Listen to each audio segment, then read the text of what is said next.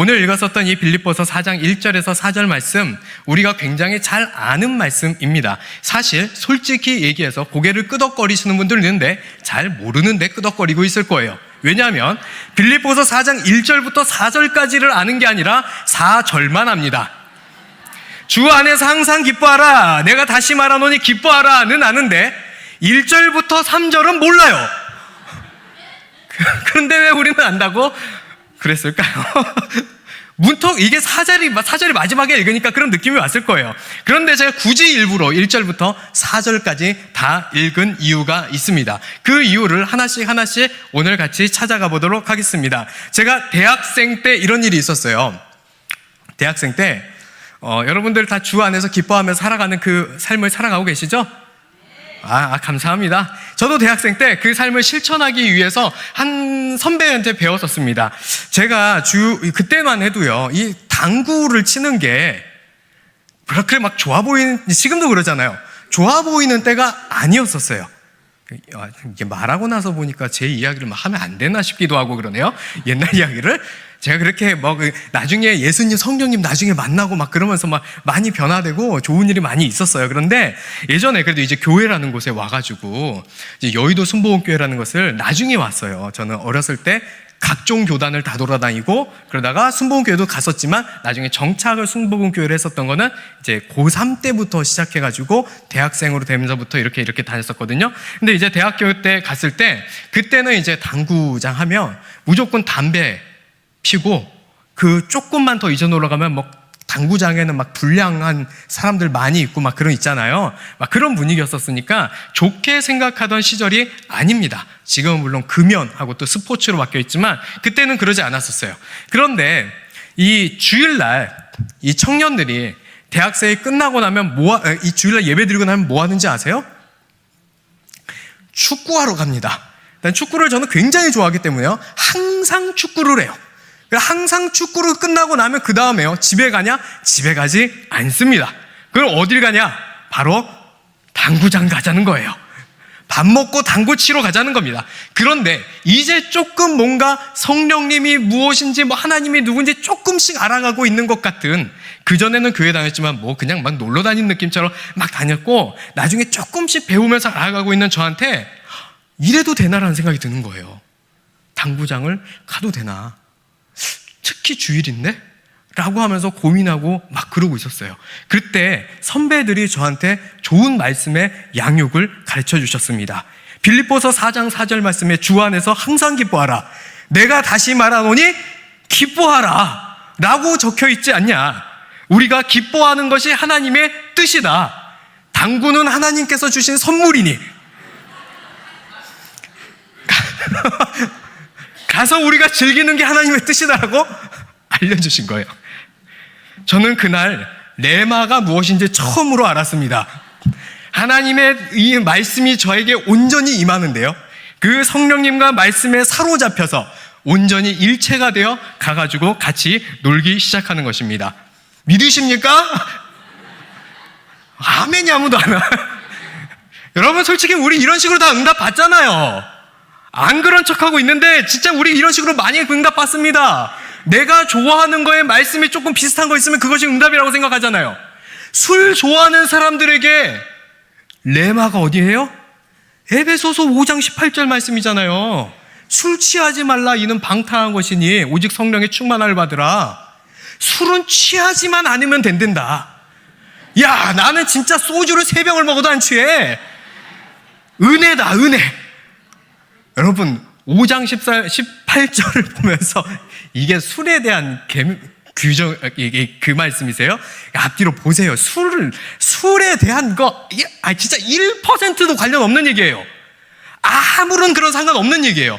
그 술에 취해 있는 그 인간들한테 말한 거예요, 바울이. 지금 너희들이 술에 취해 있어야 될 게 아니라 너희들이 취해 있어야 할 것은 성령에 취해 있어야 된다라고 그들에게 말한 게 그 말인데, 이 말이 어떻게 해요? 술 좋아하는 사람에게는요, 레마로 다가오는 겁니다.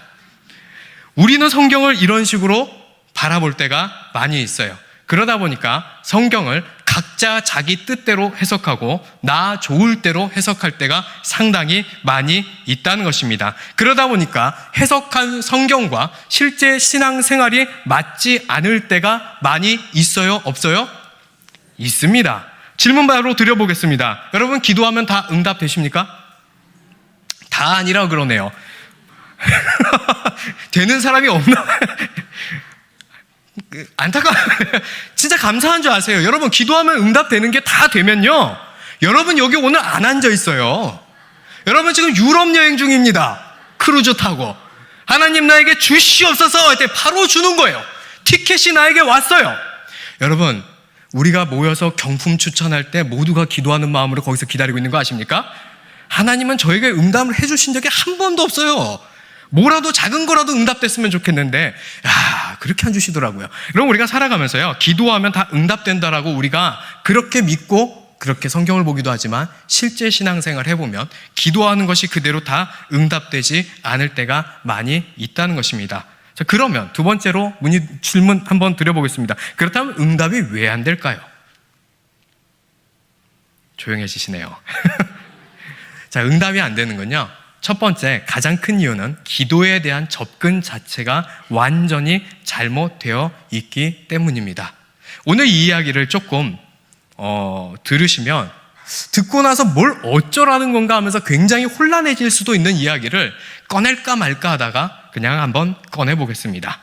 어느 날 제가 기도를 하고 있는데요, 기도를 하다가 마무리 기도를 목사님이 해주시잖아요. 여기 도봉에서의 일이 아닙니다. 오래전에 저기 여의도에서 이렇게 막 기도하고 있을 때였었어요. 기도하는데 목사님이 마무리 기도해 주시는데요, 문득 그런 생각이 드는 거예요. 어느 날 갑자기 하필 그게 그날 궁금했었어요.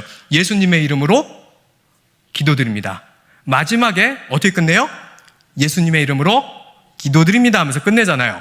그런데 이 예수님의 이름으로 기도드리는 것은 성경 어디에 나오는 걸까요? 우리 알지도 못해요. 어디 있는지도 모르는데 그냥 해오던 거니까 그냥 막 한다니까요. 그냥 예수 이름으로 기도하면 막 능력 나타나니까 그렇게 하는 건가요? 아니면 뭔가 마침표를 찍어야 되니까 하는 걸까요? 알아야 돼요. 알아야 돼. 이게 어디 나오냐면요, 요한복음 14장 14절에 나오는 이야기, 요한복음을 근거로 하여 이야기하는 것입니다. 이렇게 나오죠. 자막이 띄어졌네요. 내 이름으로 무엇이든지 내게 구하면 내가 행하리라. 그래서 누구의 이름으로 구하는 거예요? 예수님의 이름으로 구하는 거예요. 자, 여기까지 오셨죠? 자, 그런데 진짜 궁금한 건 이게 아니에요. 정말 궁금한 거는요, 갑자기 영어도 못하는 인간인 제가요, 갑자기 영어가 생각났어요. 영어로 기도할 때 마지막에 어떻게 끝내는지 아세요? I pray in the name of Jesus. 영어 잘하시는 분 없죠? 발음이 I pray in the name of Jesus 또는 I pray in Jesus' name이라고 합니다. 그러니까요, 다시 말하면 I pray 다음에 the name of Jesus, 예수 이름이에요. 이게요, name of Jesus, 예수 이름이에요. 근데 the name of Jesus 앞에 뭐가 붙어요? in이 붙는 거예요. 영어 처음 들으시는 거 아니고 여러분 되게 잘하시잖아요. in 뭐예요? 뭐뭐 안에라는 뜻이에요. 무엇 안에, in the name of Jesus, 예수님 이름 안에 나는 기도한다. 이게 영어로 끝나는 거예요. 어느 날 그게 너무 궁금한 거예요. 우리는 왜 예수님의 이름으로 기도한다 그러는데 영어로는 왜 in the name of Jesus로 기도하지? 여러분 혹시 이유를 아십니까? 궁금해 본 적 있으세요? 여러분 성경이나 신앙생활에 궁금해 보면요, 찾아보고 싶은 것들이 상당히 많이 있습니다. 그래서 어느 날 이게 너무나도 궁금해가지고 분명히 예수님의 이름으로 기도해야 된다면요, 영어로는 I pray by the name of Jesus로 기도해야 되거든요. 혹은 조금 더 봐줘서 I pray with the name of Jesus로 기도해야 돼요. 근데 왜 in the name of Jesus로 기도하냔 말이에요. 그게 뭐 어디가 번역이 잘못된 거지? 어디가 번역이 좀 아쉬운 거지 하면서 찾아봤어요. 그래서 원어를 찾아봤더니요, 인에 헬라어로 뭐라고 적혀있는지 혹시 들으신 적이 있는지 모르겠지만 엔크리스토라는 말 들어보신 적 있으십니까? 들어보신 분들 있을 거예요. 그 앞에 붙는 엔, 바로 그 단어였었어요. 엔, 무슨 뜻이냐? 뭐뭐 안에라는 뜻입니다. 그러니까 in the name of Jesus가 맞는 거예요. 우리의 번역이 아쉬운 거지 영어가 맞는 거였었다는 것이에요. 본래 원어 자체가요, 예수 이름 안에서 구하라는 것이었고 예수 이름 안에서 행한다라는 것이었습니다. 그래서 예수 이름으로 기도한다는 것이 아니라 본래적 의미 그대로 해석하자면 예수 이름 안에서 기도하는 것이 맞다라는 것이에요. 이렇게 얘기하면 이게 무슨 벌써 또 뭐 혼란이 오고, 굉장히 중요한 차이를 지금 얘기하고 있는 거예요. 예수 이름으로 기도한다는 것과요, 예수 이름 안에서 기도한다는 것은 나중에 지금 엄청난 차이가 나올 텐데요. 왜 이런 것들은 좀 혼란스럽게 할까봐, 여러분들 믿기 힘들까봐요, 혹시라도 여러분들이 힘들어 하실까봐 믿으시라고 원어를 준비했습니다. 방송실이 이제 하나씩 보여주실 거예요. 첫 번째, 우리 원어 구문 1번으로 이렇게 제가 원어라고 써놓은 거 한번 보여주실 수 있을까요? 자, 이게 바로 아까 요한복음 14장 14절 말씀입니다. 자, 다 같이 읽겠습니다. 시작. 왜요? 다시 한번 읽어보겠습니다. 다 같이 시작. 읽으세요. 아이테 세테 메엔토 오노마티. 제가 이게 아이 조그매가지고 글씨가 여기 무에고 포이에소라고 읽는 단어입니다. 그러니까요, 뭔 소리냐 하고 있죠, 지금요? 여러분, 제가 지금 여기서 그냥 아무거나 읽어도 어차피 모르니까, 근데 이따가 교육자분들한테 혼날까봐 제가 잘 읽으려고 다시 한 거예요. 읽으니까 원래 잘 읽는데 되게 긴장되네요. 자, 이 부분에서요, 어느 부분을 얘기하고 있냐? 다음 거 한번 보여주시겠어요? 네, 동그라미 쳐놨어요. 자, 이 부분입니다. 여기가 n이에요. in에 해당하는 거예요. 영어로 in, 뭐뭐 안에라는 뜻이에요. 다음 거 딱 보면 밑에다가 단어 이렇게 뜻 나올 거예요. 자, 우리가 제가 원어를 이렇게 보여주고 있는 이유는 뭘까요? 여러분 믿으라고도 있지만요, 지난주에 김지원 목사님께서 히브리어 꺼내셔가지고 전 뭐라도 해야 되겠다 싶어가지고 자, 원어가 이렇게 생긴 거예요. 그러면은 이 중에 다음 거 한번 보여주겠어요? 여기가 이름입니다. 오노마티가 이름이란 뜻이에요. 그 다음에 그러면 내 이름이라고 해야 되는데 내 이름이 어디냐? 한번, 예, 그렇습니다. 저기가 나의라는 뜻입니다. 나의 이름 안에서. 보이시죠, 이제요? 그리고 마지막 거 한번 보여주시겠어요? 저게 구하라는 것입니다. 나의 이름 안에서 구하라, 앞에서 행하겠다라는 것입니다. 그러니까 진짜 원래 뜻이요, 예수 이름으로 구하고 예수 이름으로 기도하는 것이 아니라요, 예수 이름 안에서 구하라는 것이에요. 예수 이름으로 구한다는 것과요, 예수 안에서 구한다는 것은요, 엄청난 차이가 있습니다. 예수 이름 안에서, 그러니까 우리의 삶이 예수 그리스도의 안에서 살아가야 한다는 것이에요. 우리의 기도가 예수 그리스도 안에 있어야 된다는 얘기예요. 우리가 뜻하고 바라는 것이 예수 그리스도의 안에 합당한 거여야 된다는 것이에요. 그것을 구하라는 것입니다. 여러분, 그냥 아무 기도나 하면서요, 마지막에 예수 이름만 갖다 붙이면요, 그 기도가 능력이 나타나서 뭔가 이루어진다, 우리 그런 느낌으로 기도했잖아요. 근데 그것이 아니었다는 것이에요. 예수 이름 안에 있는 그것을 하라는 것입니다.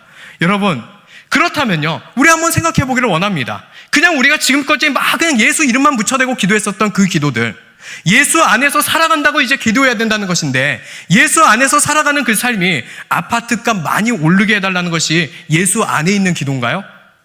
그리스도 안에서 살아가는 삶이 사업 성공하고 인생 성공하게 해달라고 하는 겁니까? 우리는 그냥 예수 이름으로 기도하면 기적이 일어나고 예수 이름에 능력이 있다고 했으니 원하는 것 막 부르짖은 다음에 마지막에 예수 이름 딱 갖다 붙이고 아멘 하면 그것이 이루어진다라고 믿고 살아가며 기도하고 있지는 않았습니까?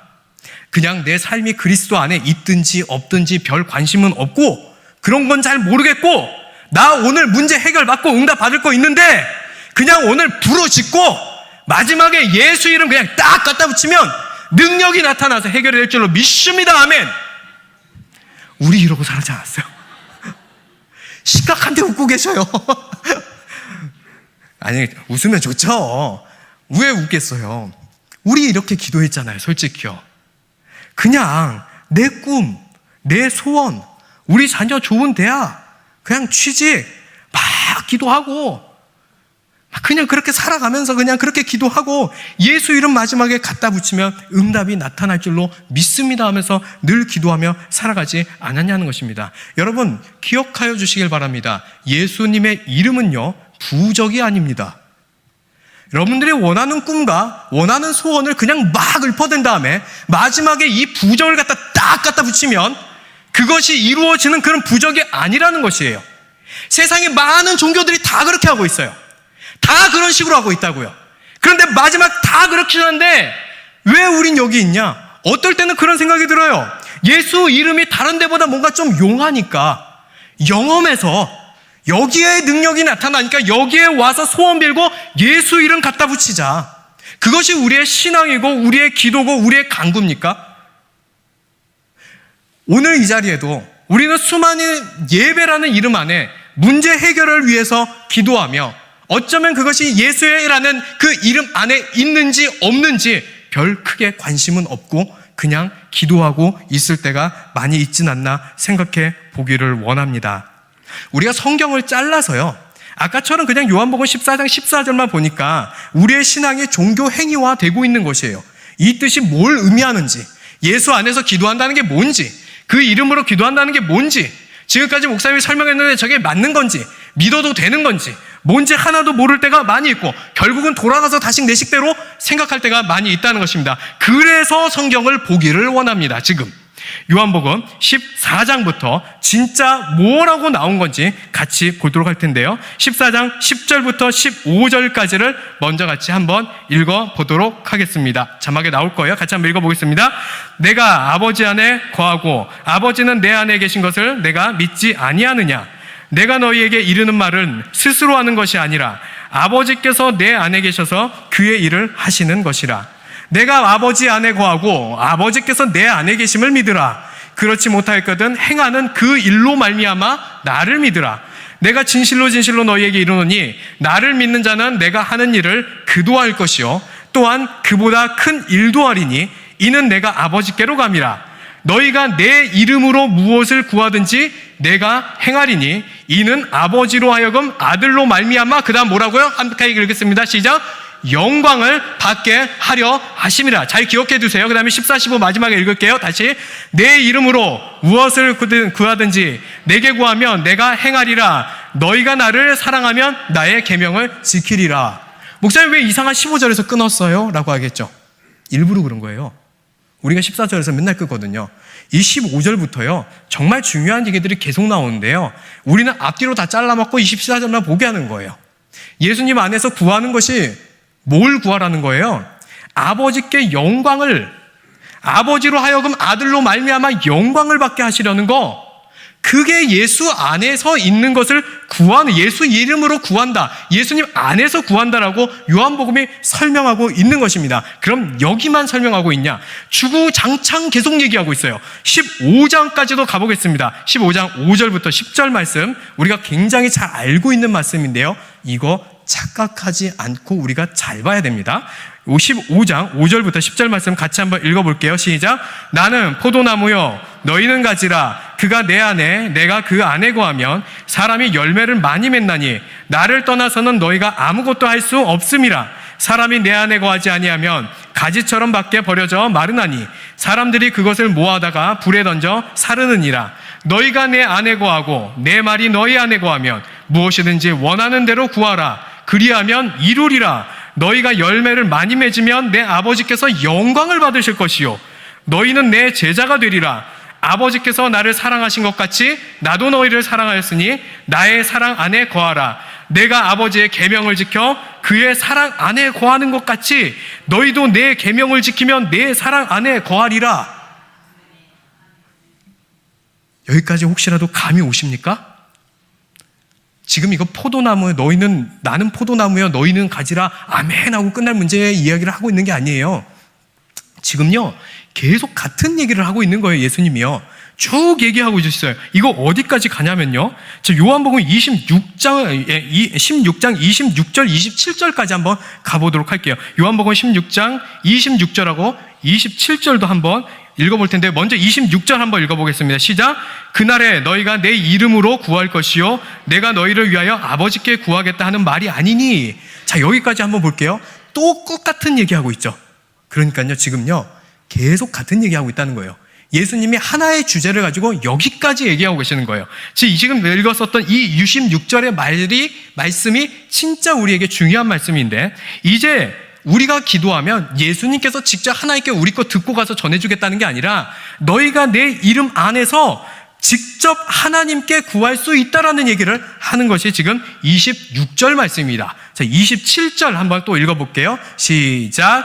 이는 너희가 나를 사랑하고 또 내가 하나님으로부터 온 줄 믿었으므로 아버지께서 친히 너희를 사랑하심이라. 자, 아버지께서 친히 이젠 우리의 기도를 들으시고 우리와 직접 관계를 맺으시겠다라는 것입니다. 자, 이렇게 16장까지 계속해서 같은 이야기를 하고 있는 거예요. 계속해서 이 중에서요, 여러분들 집에 가서 성경을 다 봐야 되잖아요. 지금요 다 볼 수 없잖아요. 다 보면요 계속 같은 패턴인 게 보일 거예요. 어떤 패턴이에요? 예수님께서 아버지 하나님 안에, 하나님이 예수님 안에, 그리고 이제 우리한테 그대로 전해줘요. 우리가 예수님 안에, 그리고 예수님이 우리 안에, 뭐 계속 이러면서 계속 같은 얘기만 하고 있는 거예요. 어디부터 13장 중간부터 16장까지 계속 같은 얘기를 하고 있어요. 그러니까 이 말은 뭘 얘기하고자 하는 거냐? 예수 이름으로 기도하면 뭐든지 일어난다는 능력의 부족을 얘기하고자 하는 것이 아니라, 예수님께서 하나님 안에 거하시듯 우리도 예수님 안에 거하고, 예수님께서 하나님의 계명을 사랑하며 지키듯 우리도 예수 그리스도의 계명과 하나님의 계명을 사랑하고 지켜라. 그 안에서 뭐냐? 예수님께서 하나님의 뜻을 구하며 기도할 때 하나님께서 이루어 주셨던 것처럼 우리가 똑같이 이제는 그렇게 할진데, 그러면 하나님께서 행하리라는 것입니다. 다시 말하면요, 왜 이런 얘기를 길게 하고 있는지가 중요해요. 예수님께서요 이제 제자들을 곧 떠나시는 거예요.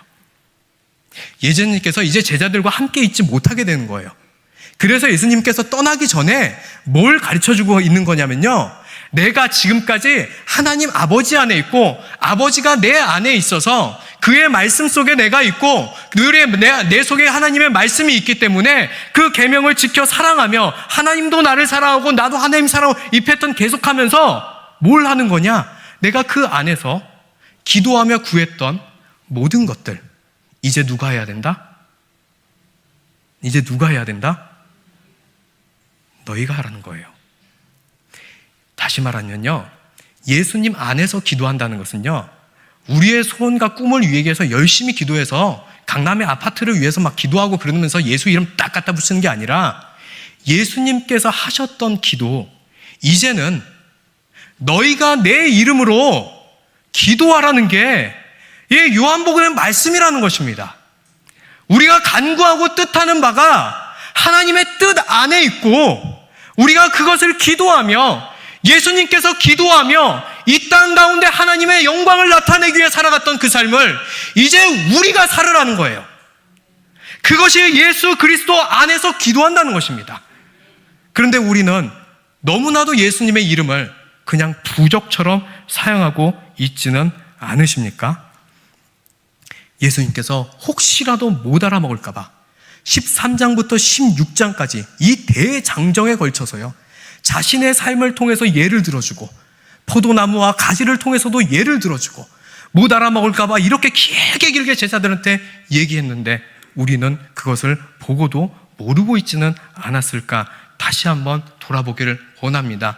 예수님께서 끊임없이 무한 반복으로 이야기했었던 바로 그 기도, 바로 예수님께서 살아생전하면서 살아계시지만요, 이 땅에서 육신으로 살아계시면서 하나님의 뜻을 간구하며 기도하며 살았던 그 삶, 이제 우리에게 요구되고 있는 삶이라는 것입니다. 여러분, 우리 마음대로 생각하지 않으셨으면 좋겠습니다.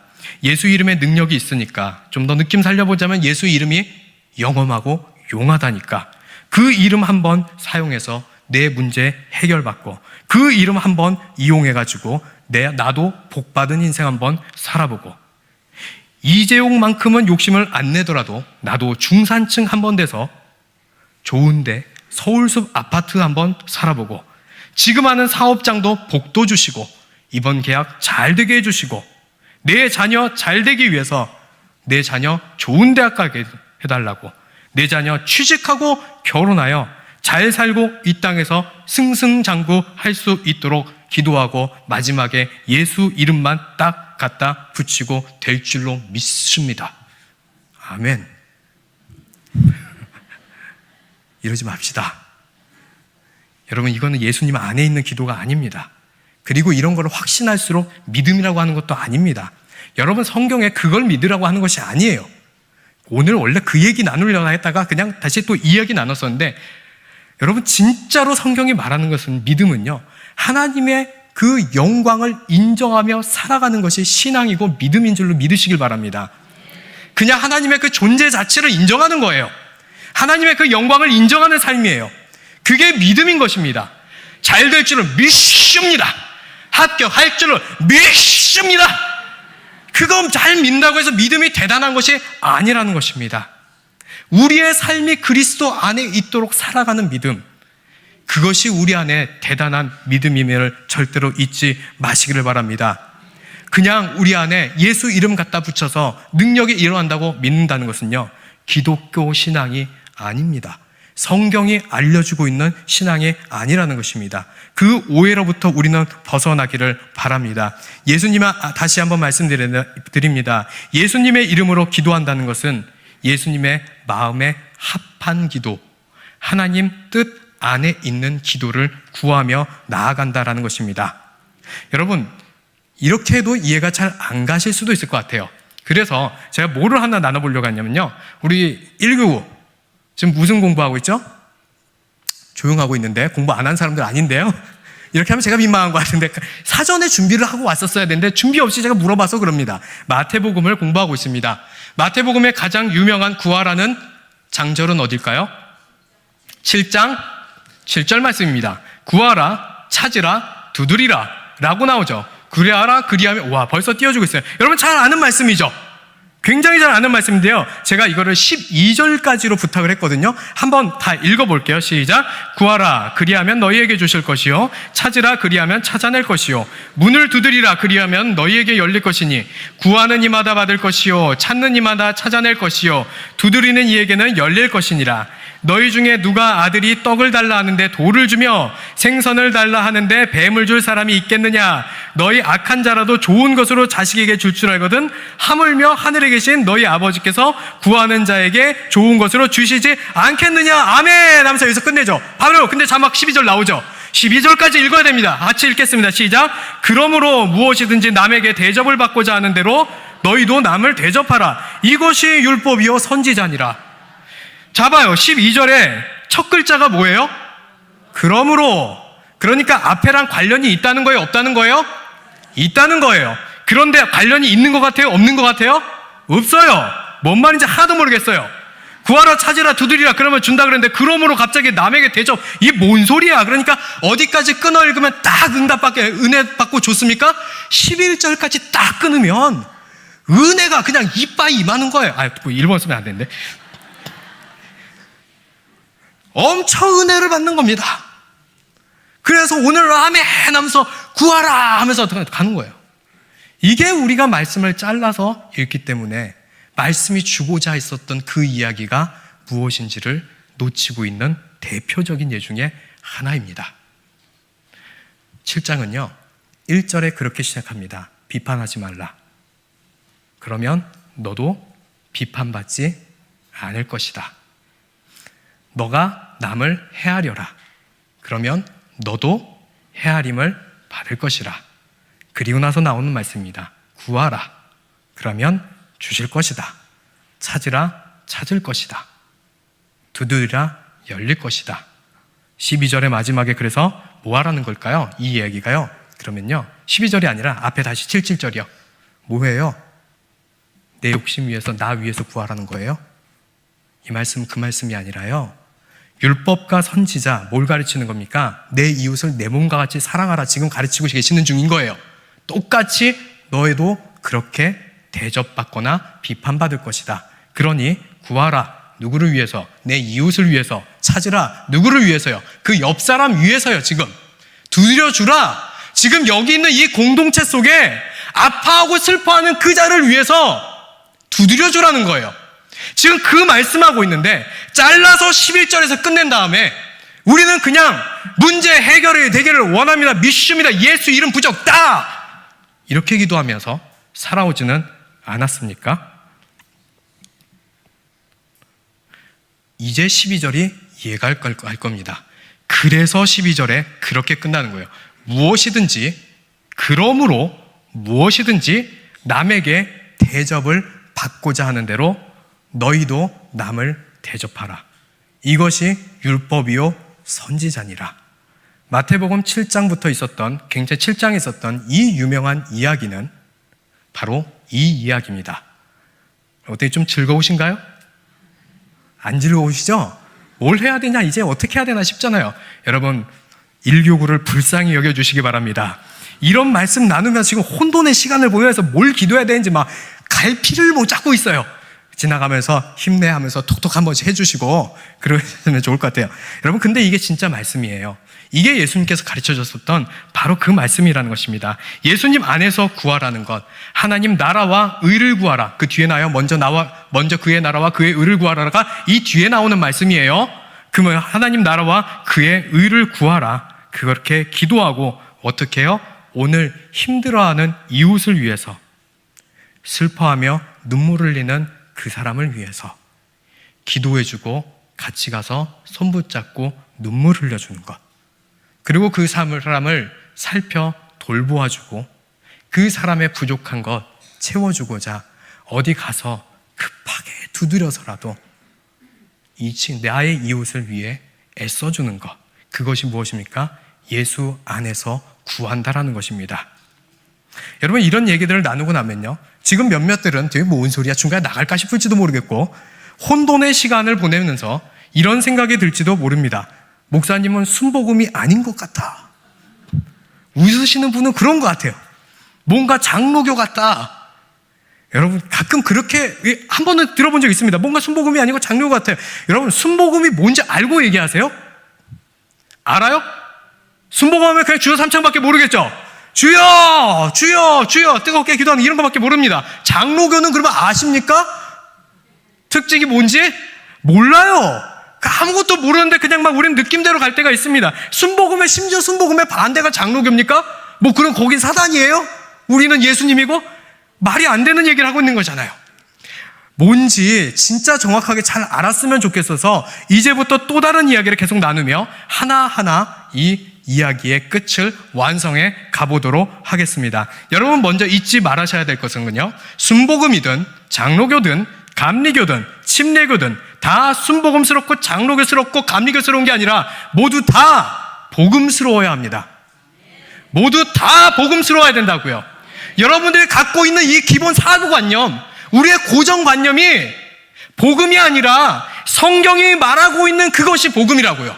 우리는 그것에 초점을 맞추면서 나가야 한다는 것입니다.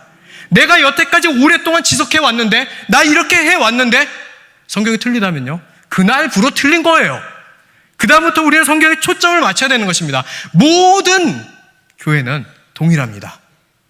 복음을 따라가야 되고 복음스러워야 한다는 것입니다. 그런데 그 중에서도 진짜 복음이 뭔지 아세요? 순복음입니다. 여러분 진짜예요. 순복음의 이름이 영어로 뭐예요? 네? Full Gospel. 아는 분들 다 있을 텐데 발음이 좀 저 같아가지고 안 하신 거죠? 풀 가스펠 이러실 것 같아서 풀 가스펠입니다. 뭐라는 뜻이에요? 완전한 모든 복음을 얘기하는 것이 풀 가스펠입니다. 그런데 우리가 어느 순간부터 시간이 지나고 나다 보니까 풀 가스펠이 아니라 하프 가스펠이 되어버리지 않았나 생각을 합니다. 예전에는요, 풀 가스펠이 아니라 하프 가리스м, 반쪽짜리 가스펠, 반만 가스펠, 한쪽만 바라보는 복음, 그런 느낌이 있었던 것이에요. 그런데 그 흐름을 깨고 새로운 흐름이 나왔는데, 야, 왜 반만 치중하냐? 모든 것이 복음이다. 성경에 나온 모든 것이 복음이다. 라고 이야기하는 게 뭐예요? 풀 가스펠. 우리로 말하면 순복음이라는 것이에요. 그런데 어느 순간부터 힘들고 어렵게 살고 그 고난 속에서 살아가는 것이 복음이라고 외쳤었던 그자들에게, 아니다, 하나님께 우리는 복을 간구할 수 있다라고 얘기했었던 이 순복음이 이제는 우리의 고정관념 속에요. 우리 여러분 한 분 한 분 속에 언제부턴가 고난보다도 이런 건 아예 없어져 버렸고, 이제 그냥 복 주시는 하나님이 우리의 색깔에 더 강한 모습을 보이고 있지 않을까요? 그래서 제가 여전히 다시 우리는 하프 가스펠이 되고 있는 건 아닌가라는 생각을 해본 것입니다. 그래서 이 말씀을 나눠보려고 합니다. 순복음하면 바로 이 말씀이죠. 빌립보서 4장 13절에서 14절까지 말씀으로 한번 읽어보겠습니다. 원래는 요한 3서 있는데요, 그게 아니라 오늘도 이것도 순복음의 굉장히 유명한 얘기잖아요. 자, 같이 13절 먼저 한번 읽어보겠습니다. 시작. 내게 능력 주시는 자 안에서 내가 모든 것을 할 수 있느니라. 너무나도 유명한 말씀이죠. 그런데요, 제가 14절까지 준비했어요. 14절도 같이 한번 읽어볼게요. 시작. 그러나 너희가 내 괴로움에 함께 참여하였으니 잘하였도다. 이건 또 뭐야, 이건 또? 여러분, 13절과 14절이 뭐 문맥상 이어집니까? 안 이어져요. 그런데 뭐가 있어요? 그러나래잖아요. 앞하고 관련이 있대잖아요, 이야기가. 뭐야 이게 도대체? 뭔 말인가? 13절하고 14절은 아무런 연관이 없는 것 같은 이 말씀 속에 진짜 순복음이 있다는 것이에요. 우리가 잘못 보면요, 4장 13절을 끊어서 보면요, 이 말씀도 우리가 오해하고 나 이해하고 나 듣기 좋은 식으로 읽기 참 쉽습니다. 그리고 그냥 그대로 아멘하고 끝내버릴 때가 많이 있다는 것입니다. 14절에 그러나라는 말이 나왔기 때문에 제가 일부러 14절을 넣어봤어요. 그랬더니 14절까지 읽었더니 말이 안 맞는 것 같이 돼버리잖아요.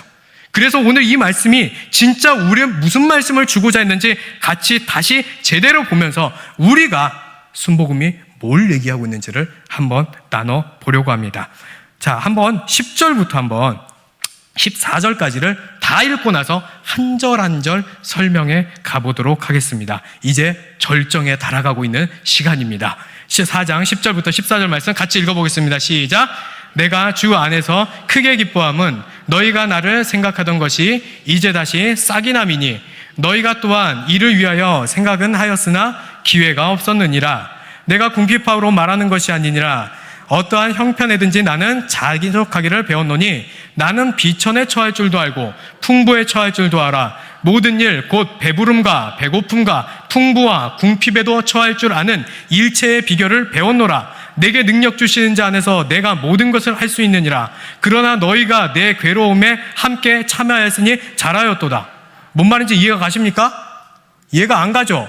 왜 갑자기 이런 이야기 중간에 내게 능력 주시는 자 안에서 내가 모든 것을 할 수 있다가 왜 끼어있냐는 말이에요. 이러니까 성경을 제대로 보면 이해가 안 갈 때가 있는 것 같아요. 그러면 더 제대로 봐야 성경이 이해가 갑니다. 한 절 한 절씩 띄워놔 주시면 좋을 것 같아요. 한 절씩 제가 읽으면서 보여드리려고 할 테니까요. 앞에 이거 빌립보서 4장 10절부터 14절 띄워놔 주시면 네, 감사합니다. 내가 주 안에서 크게 기뻐함은, 자, 먼저 배경을 알아야 돼요. 바울이 쓴 편지예요. 빌립보 교회에. 어디에서요? 로마 감옥에서 썼습니다. 빌립보 교회에다가 썼는데 무슨 일이 있었냐면 빌립보 교회에서 바울에게 올 때요, 후원금을 갖고 온 거예요. 바울에게 후원금을 갖고 온 상황이에요, 지금요. 그래서 10절에 이렇게 얘기하는 겁니다. 내가 주 안에서 크게 기뻐함은, 기쁘다는 거죠, 바울이. 너희가 나를 생각했던 것이 이제 다시 싹이 남이니, 이렇게 실제로 이루어졌으니 너희가 또한 이를 위하여 생각은 하였으나 여태까지 너희들이 주고 싶었었던 걸 잘 알고 있다. 그런데 기회가 없었는데 지금은 이렇게 실제로 나에게 후원의 길이 열려서 후원금을 전달받았으니 내가 기쁘다라는 것이 10절 말씀이에요. 11절 말씀은요, 내가 궁핍함으로 말하는 것이 아니라, 왜 이런 말 했을까요? 내가 돈이 없어서 이런 말 하는 것이 아니다 라는 거예요. 내가 가난하고 돈이 없는데 니들이 돈 갖다 줘서 너무 좋구나 라고 얘기하는 것이 아니라 라고 얘기하는 것입니다. 나는 왜냐하면 어떠한 형편에든지 자족하기를 배웠다. 나는 비천에 처할 줄도 알고 풍부에 처할 줄도 안다. 모든 일, 배부름, 그리고 배고픔, 풍부에도 궁핍에도 처할 수 있는 일체의 비결을 배웠노라. 내가 그래서 다시 11절의 말씀이 있었던 것처럼요, 궁핍하기 때문에 돈이 없어서 기쁘다고 얘기하는 것이 아니다. 나는 왜냐하면 돈이 없어도 만족할 줄 안다 라고 얘기하는 것이에요. 그리고 나서 13절이에요. 내게 능력 주시는 자에서 내가 모든 것을 할 수 있느니라. 이렇게까지만 해도 무슨 말인지 잘 이해가 못할 수도 있어요. 그래서 아주 정말 그 뜻을 잘 번역한 우리말 성경 번역본을 여러분들에게 읽어드리겠습니다. 내게 능력 주시는 분 안에서 내가 모든 일을 감당할 수 있습니다. 다시요. 내게 능력 주시는 분 안에서 내가 모든 일을 감당할 수 있습니다. 이것이 13절이에요. 그래서 14절이 이젠 이해가 가요. 그러나 이렇게 나는 뭐든지 다 할 줄 아는데, 나 괜찮은데, 그럼에도 불구하고 14절에 너희가 내 괴로움에 동참해줬으니 그래도 잘했다라고 얘기하는 것이에요.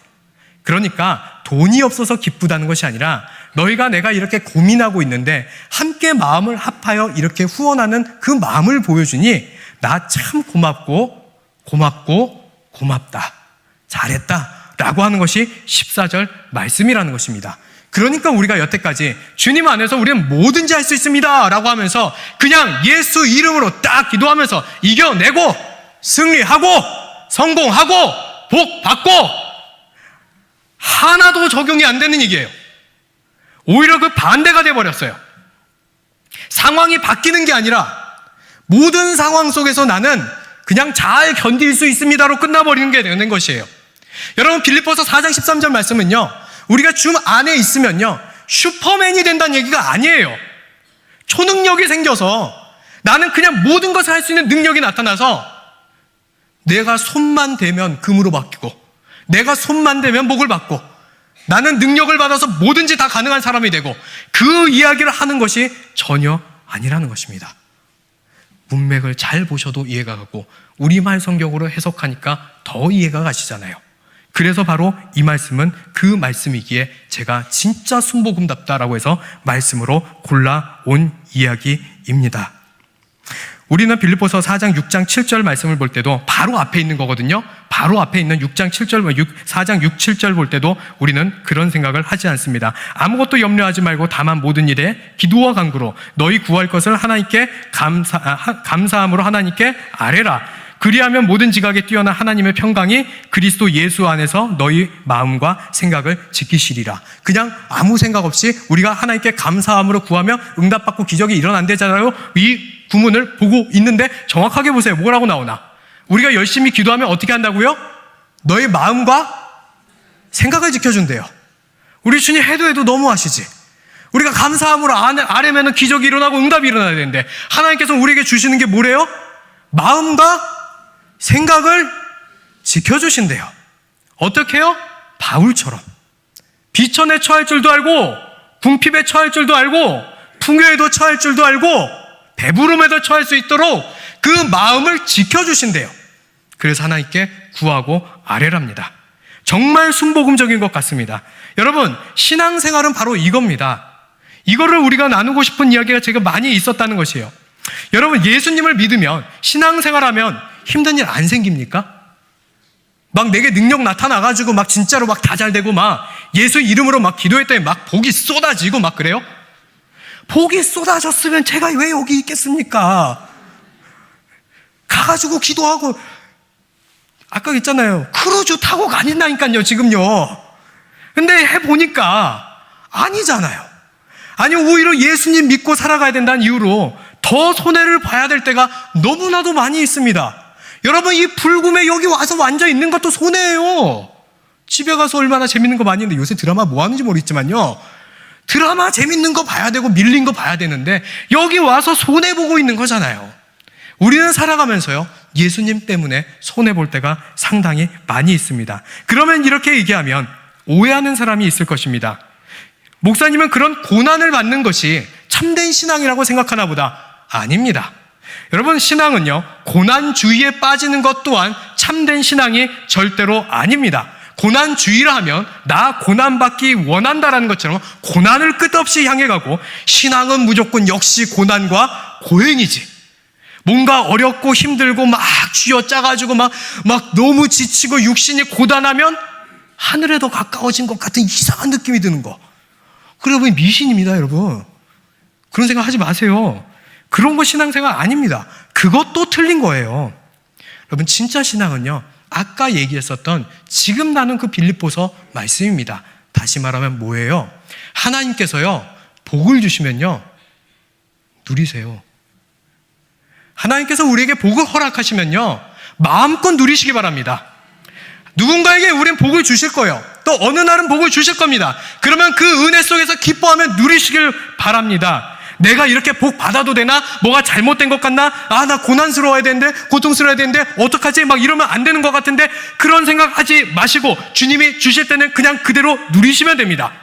그런데 그러다가 어느 날 하나님께서 그 복 다 거두어 가시며,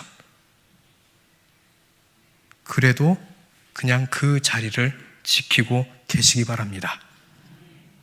하나님께서 복을 거두어 가셨다고 다시 복 따라가야겠다고 여러분들이 있는 자리를 벗어나는 것이 아니라, 주실 때는 누리는 것이고 그 은혜에 감사하며 누리며 풍족하여 우리 주변에 나누어주며 살아가는 주의 은혜를 풍성히 누리며 살아가는 것이고, 하나님께서 우리에게 복을 허락치 아니하실 때는 그냥 묵묵히 견디며 또 견디고, 힘들어도 견디고, 신앙을 절대로 포기하지 않고 그 주님 안에서 한 걸음도 밖으로 나가지 않는 신앙, 그것이 진짜 순복음, 아니 진짜 복음인 줄을 믿으시기를 바랍니다. 살다 보면 신앙생활 때문에, 혹은 신앙생활이 관련이 없을지 어떨지 몰라도요, 삶이라는 것이 고단하고 쉽지 않고 참 힘듭니다. 그래도 어떻게 해요? 절대로 주님 밖으로 나가면 돼요, 안 돼요? 안 됩니다.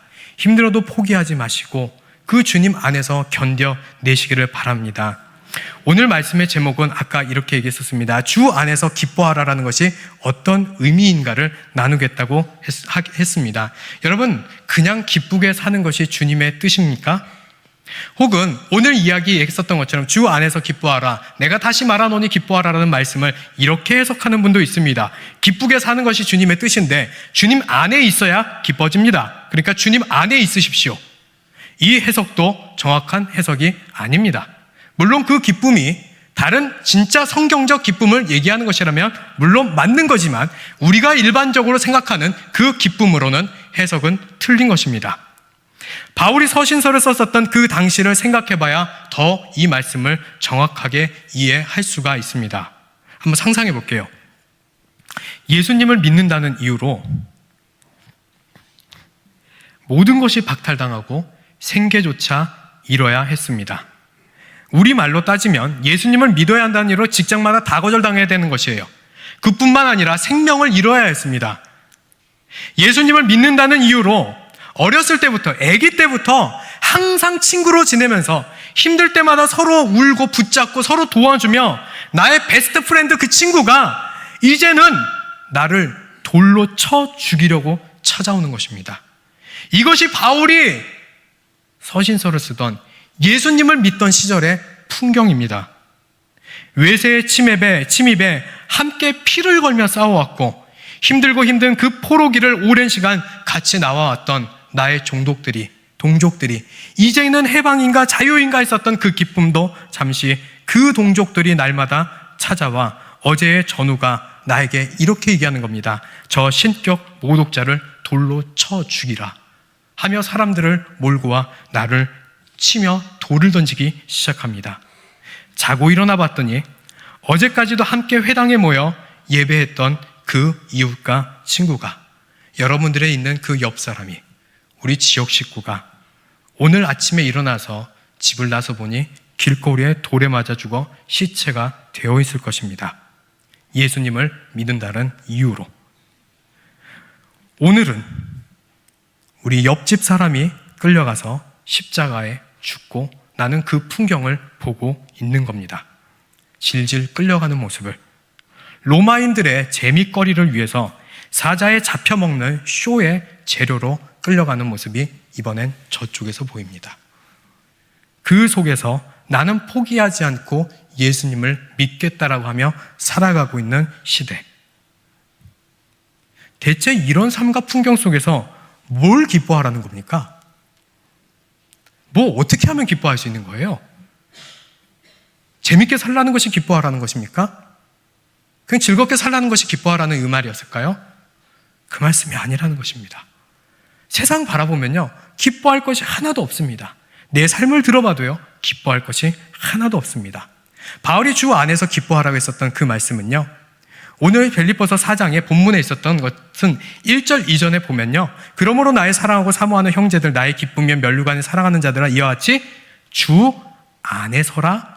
내가 유오되를 권하고 순두기를 거하노니 주 안에서 같은 마음을 품으라. 주 안에, 주 안에, 주 안에를 계속 나오는 말씀을 보게 될 것입니다. 그러니까 다시 말하면 아무리 세상이 우리를 공포에 떨게 하고 우리를 흔들어도 우리는 예수님을 믿는 신자로 살아가는 것이 너무나도 힘이 들지라도 어디 머물라는 거예요? 주 안에 머물라는 것입니다. 그 안에서 하나님의 거룩한 계명을 지키며 살아가는 그 자체를 기뻐하라는 거예요.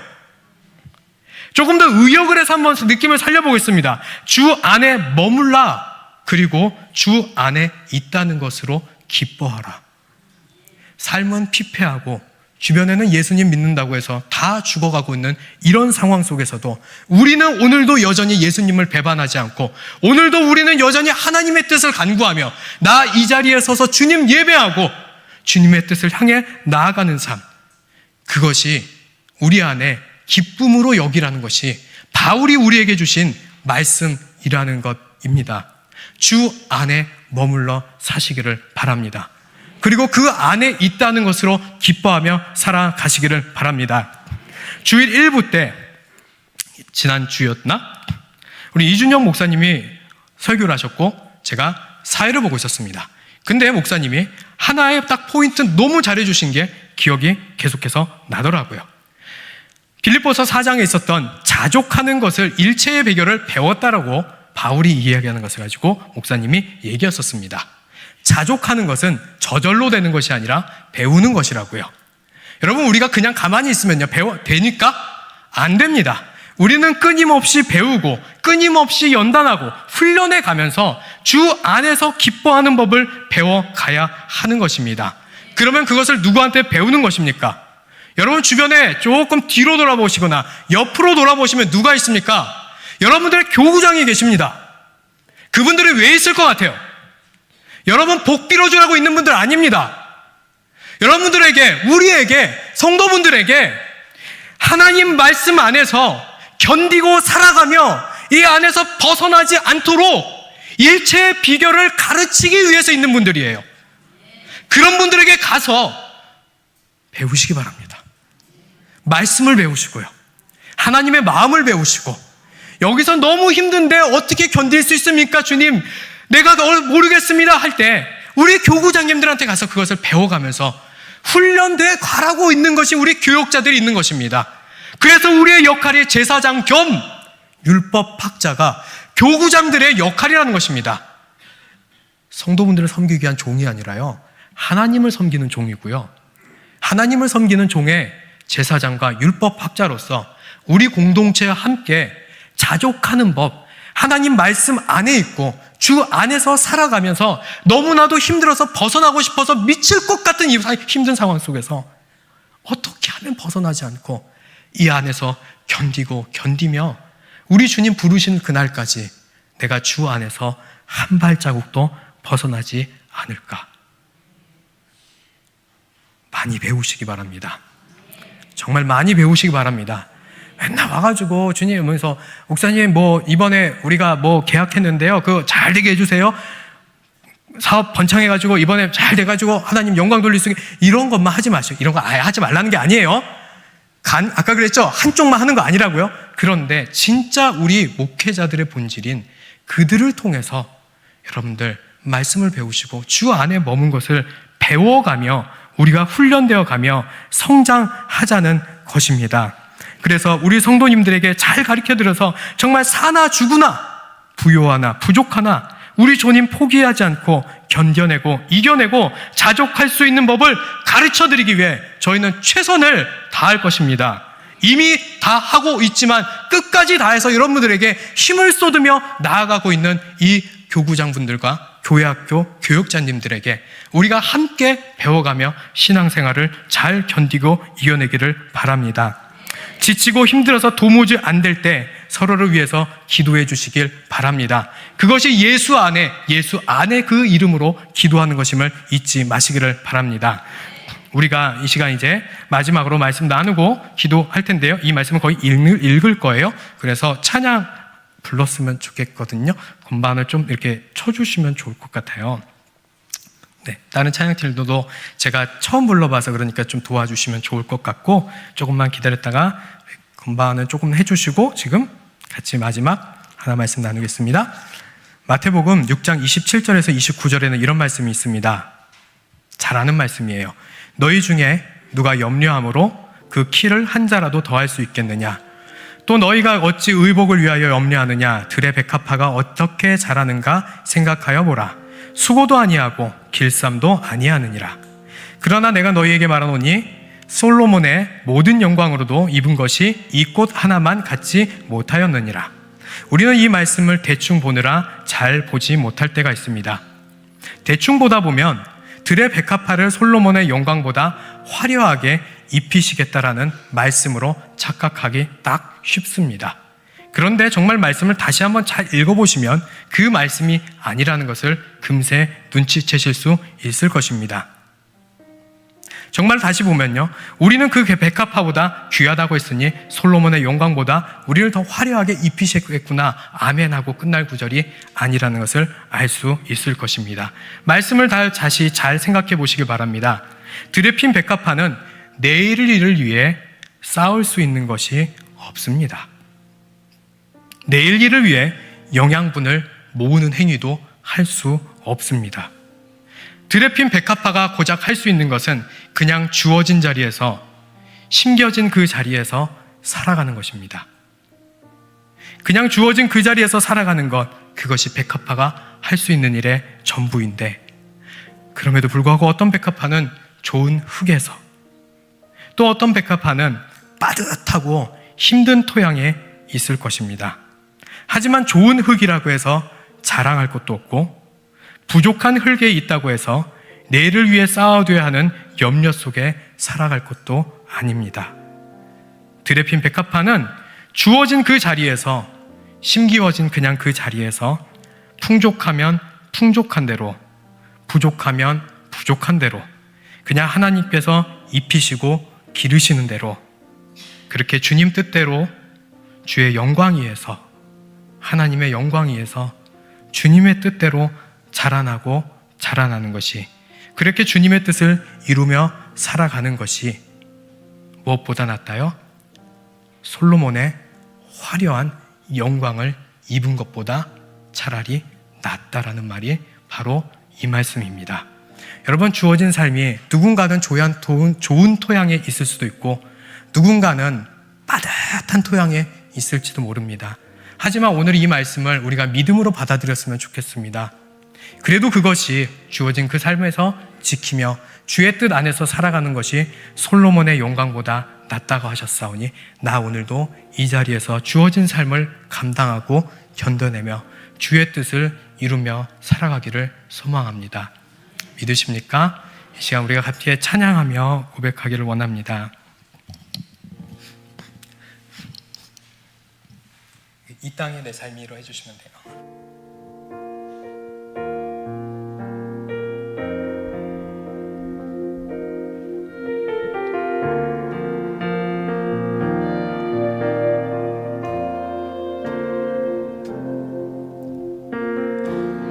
땅에 내 삶이 비록 버겁더라도 주님의 선하신 나를 믿으며 가리. 이 작은 자를 통해, 이 작은 자 통해 주가 이뤄가시니 감사로 사는 삶 나 살기 원. 우리 처음부터 다시 고백해 볼까요? 이 땅에 내 삶이 비록 잘 모르시겠죠? 그냥 걷더라도 조금씩 입 열어서 같이 해볼게요. 주님의 선하심 나는 믿으며 가리. 이 작은 작동에 주가 이뤄가시니 감사로 사는 삶 나 살기 원하네. 내 삶의 시간 속에 내 삶의 시간 속에 주 일하시네. 내 모든 여정 속에 함께 하시네. 깊고도 크신 주의 영광을 나 보리라. 위대하신 주 나는 주님께 속한 자 되어 주의 나라 위에 전심으로 살리라. 주의 마음에 합한 자 되어 맡기신 소명이 우리 처음부터 다시 고백합니다. 이 땅에 내 삶이 이 땅에 내 삶이 비록 헐벗더라도 주님의 선하심 주님의 선하심 나 믿으며 가리. 이 작은 자통에 이 작은 자통에 주가 이뤄하시니 감사로 사는 삶 나 살기 원하네. 내 삶의 시간 속에 내 삶의 시간 속에 주 일하시네. 내 모든 여정 속에 함께 하시네. 깊고도 크신 주의 영광을 나 보리라. 위대하신 주 나는 주님께 속한 자 되어 주의 나라 위에 전심으로 살리라. 주의 마음에 합한 자 되어 맡기신 소명이 나는 주님께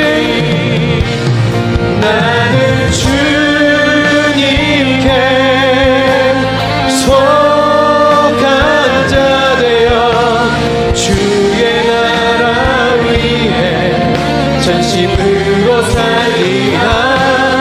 주의 마음에 합한 자 되어 맡기신 소명이 이루리. 기도하겠습니다.